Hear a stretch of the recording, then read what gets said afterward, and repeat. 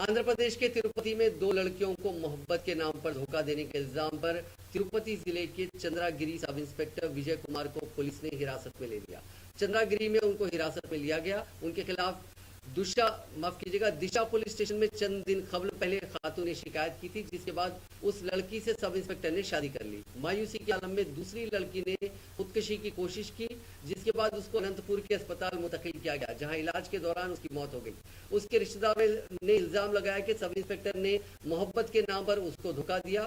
उसके रिश्तेदारों ने सब इंस्पेक्टर के खिलाफ शिकायत की। उस शिकायत की बुनियाद पर एसआई को हिरासत में ले लिया गया। మండలం జిఏ కొట్టాలకు సంబంధించిన 21 సంవత్సర ఒక అమ్మాయి నిన్న జీజే అనంతపురంలో ట్రీట్మెంట్ అంటూ చనిపోవడం జరిగింది.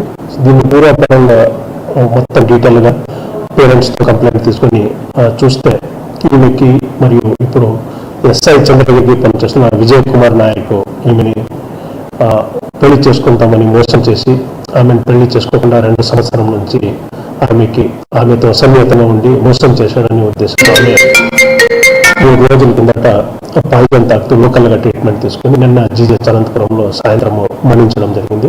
సో ఈ సమాచారం వచ్చిన వెంటనే ఇంకా పేరెంట్స్ కంప్లైంట్ ఇచ్చే ముందే మనం ఎస్ఐని తిరుపతి అర్బన్ ఎస్పీ గారితో మాట్లాడుకొని వెంటనే ఆయన ఎస్ఐని సెక్యూర్ చేసుకుని నైట్ పామిడి పోలీస్ స్టేషన్ తీసుకొచ్చి ఇప్పుడు అరెస్ట్ కూడా చూపించడం జరిగింది.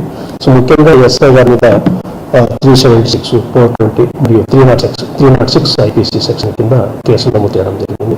గతంలో కూడా ఒకసారి దిశ పోలీస్ స్టేషన్స్లో ఇప్పుడేమో పెళ్లి చేసుకున్నాడు.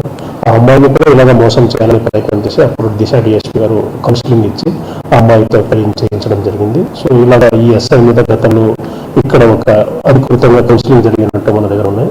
కొన్ని చోట్ల కూడా ఇంకా అలిగేషన్స్ ఉన్నాయని చెప్తున్నారు. ఎవరైనా ఏమైనా ఉంటే డైరెక్ట్గా నాకని తిరుపతి అర్బన్ ఎస్పీ గారికి డైరెక్ట్గా సమాచారం ఇస్తే మేము దాని మీద చర్యలు తీసుకోవడం జరుగుతుంది. ఆధారంతో